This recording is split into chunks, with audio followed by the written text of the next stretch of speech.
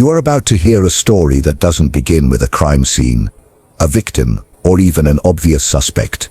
It begins with a voice trembling so violently that even the recording device struggles to hold it together. A voice repeating the same sentence over and over again, as if trying to convince itself of its own innocence. I'm not the monster they think I am. But the more you listen, the more you realize something deeply unsettling. This isn't the voice of someone afraid of being caught. It's the voice of someone afraid of being remembered. This is the most disturbing case you'll ever hear, not because of what happened, but because of how it happened. A case with no logical beginning, a horrifying middle, and an ending that even seasoned investigators refuse to talk about for years. A case that doesn't just challenge the truth, it fractures it. The story traces back to a small town, known for peaceful nights, quiet streets, and neighbors who claimed nothing bad ever happened there. But they were wrong. Something had been happening, silently, subtly, in the walls people walked past every day. Something nobody noticed until it was too late. The official timeline starts on a cold October evening, when a neighbor reported a strange humming sound coming from the home of a 27-year-old woman named Clara Hart. Clara was known for her calm personality, a soft-spoken, artistic girl who rarely caused trouble. She lived alone, worked remotely, and stayed out of everyone's business. There was nothing unusual about her life, nothing remarkable, nothing alarming, and maybe that's why what happened to her shocked everyone so deeply. When officers arrived, they didn't find a break-in. They didn't find a struggle. They didn't even find Clara. What they did find was far stranger. The entire house was in perfect order, except for one object. A small tape recorder, sitting in the center of the living room floor. Still warm, as if it had been played seconds before they entered. That recorder contained the chilling voice you heard a moment ago. A recording with no name, no explanation, and no clear reason for existing. But this is where the case takes its first disturbing turn. Because as investigators played the tape, they realized two things immediately. The voice didn't belong to Clara, and it didn't match any known resident in the entire region. The recording was fractured. Some parts whispered, others were interrupted by sharp scratching sounds, as though someone was dragging a nail across the microphone. The voice seemed terrified, paranoid, and occasionally detached from reality. It talked about them watching, walls listening, and the night when everything resets. And then came the most disturbing part. The voice described in detail a crime that hadn't happened yet, a crime involving Clara. Investigators initially dismissed it as a prank, a cruel, elaborate joke, but when they searched Clara's home more thoroughly, their confidence began to crumble. In her bedroom, they found dozens of ripped-out notebook pages, each covered in frantic handwriting, sentences repeated, words crossed out so violently that the paper was almost torn through, all of them saying exactly the same thing. He comes when I sleep. He stands at the door. Don't look at his face. But the most disturbing discovery was a page tucked behind her pillow. A page that had only 2 words written on it. I'm sorry. As investigators worked through the house, trying to piece together what had happened, they made a shocking realization. Clara's security camera system had been ripped out entirely. Not removed normally. Ripped, wires torn, screws bent, plastic cracked, and not a single piece of footage from the previous week existed. That night, officers expanded the search beyond her home, and that's when they found the first physical clue. Just a few meters behind her property, near a small creek, lay a single muddy footprint. But the footprint didn't match Clara's shoe size or any possible neighbor. It was larger, deeper, and pressed in a way that suggested the person was either running or carrying something heavy. Still, none of this explained the voice on the tape. Forensic analysts studied it for days. They slowed it, dissected it, isolated frequencies, until finally they uncovered something investigators wished they had never heard. Underneath the trembling voice, barely audible, was a second voice. A whisper, so faint it didn't register at first.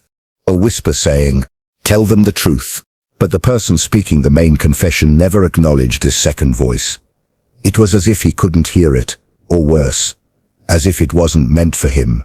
only for anyone who played the tape afterward. Investigators now had more questions than answers. Who was this man? How did he know Clara? Was she taken? Did she run? Why did she seem to know something terrible was coming? But the case only grew stranger. 2 days later, a new recording appeared, placed directly on the doorstep of the police station. No fingerprints, no tracks, no witnesses, as if someone simply materialized, dropped it and vanished. The second tape chilled everyone who heard it. This time, the voice wasn't trembling. It wasn't afraid. It sounded calm, almost relieved. And on this tape, the unidentified man said one sentence that would haunt investigators for years. I tried to stop her, but she kept digging. What was Clara digging into? What had she discovered? And who was trying so hard to silence her? What unfolded next would change the entire direction of the investigation, because while the crime scene had been horrifying, the behavior of the people involved was even more unsettling. Detectives began to focus on one troubling truth. Brutality like this almost never comes from a stranger. It usually erupts from someone who knows the victim, someone who has spent years hiding the darkest part of themselves behind the thinnest mask. And in Lily's case, that mask was beginning to slip. When detectives re-interviewed Aaron, he didn't break down in grief. He didn't tremble, or cry, or even look confused. Instead, he did something investigators rarely forget. He tried to charm them. He smiled at the wrong moments, made small jokes, asked if they had any real suspects yet, as if the whole thing was mildly inconvenient rather than life-shattering. These details don't prove guilt, but they do something almost as strong. They create suspicion that refuses to leave. But suspicion isn't evidence. And investigators needed evidence. So they dug deeper into the digital trail, the silent witness that never lies, never forgets, and never erases itself, unless someone forces it to. Lily's phone showed months of messages where she sounded exhausted, drained, and afraid of someone she refused to name. She used vague words like controlled, watched, and not allowed. She hinted that someone followed her, someone kept track of her, late shifts, someone knew her schedule better than she did. She never said Aaron's name, but she didn't have to. Every message pointed toward him in invisible ink. Then detectives found something worse. A deleted note in Lily's phone, time-stamped 2 weeks before her death.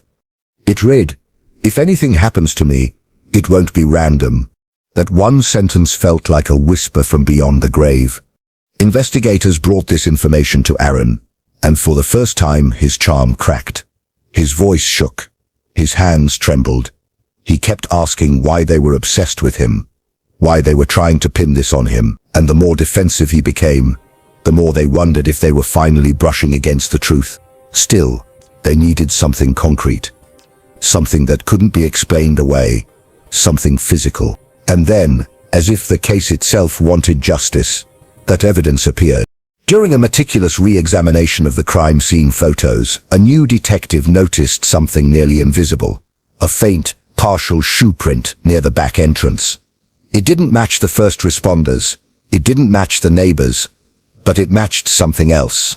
It matched a pair of boots Aaron had been photographed wearing on his social media just 2 weeks before the murder.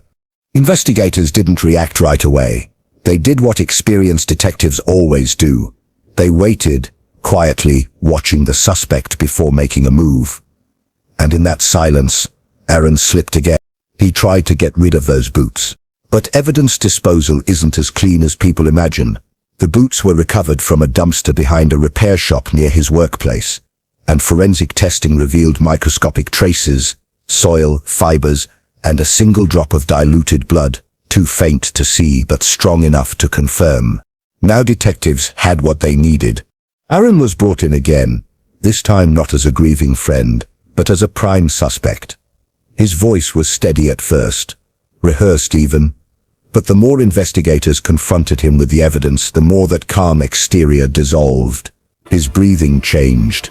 His body stiffened. He began to speak in fragmented sentences, defensive, panicked, strangely angry. And then he made the mistake that finally broke the case open. He slipped and mentioned a detail about the crime scene that had never been released to the public. A detail so specific, so precise, that only the killer could have known it. The room fell silent. Investigators looked at one another, each of them realizing they had just heard the truth without him even confessing. Some killers shout their guilt, others whisper it, but the most disturbing ones, they reveal it unintentionally, through cracks in their own lies. Still, detectives wanted more. They dug deeper into Aaron's past, speaking to his co-workers, his college classmates, even neighbors he barely interacted with, and the pattern that emerged was chilling. He was controlling, possessive, short-tempered, charming when he needed to be, intimidating when charm failed. A hidden sequence of red flags that Lily had been living through quietly, hoping things would improve, not knowing that people rarely change, they just get better at hiding. The final piece of evidence came when detectives seized Aaron's laptop. Buried inside the browser history were disturbing searches made only hours before Lily was killed. Searches about stalking, about controlling partners, about breaking into homes without leaving signs, and worse. Pages describing violence he had read in the early morning hours as if looking for a justification.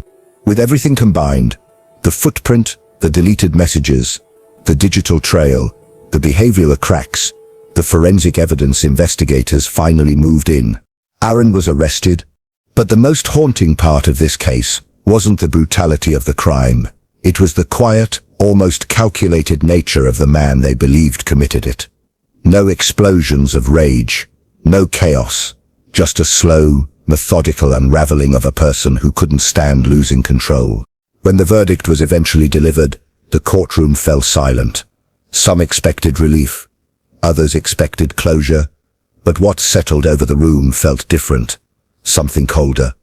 Because when a crime is this vicious, this personal, there is no true closure. There is only the knowledge that darkness can live in people you think you know, hiding behind kindness, waiting for the smallest moment to reveal itself. Lily became more than a victim. She became a symbol of every silent plea ignored, every warning sign overlooked, every moment someone hoped things would get better instead of getting out. Her story forces us to confront an uncomfortable truth. The most disturbing monsters are not strangers in the shadows. They are people who smile at us in daylight. And that is why this case remains one investigators will never forget.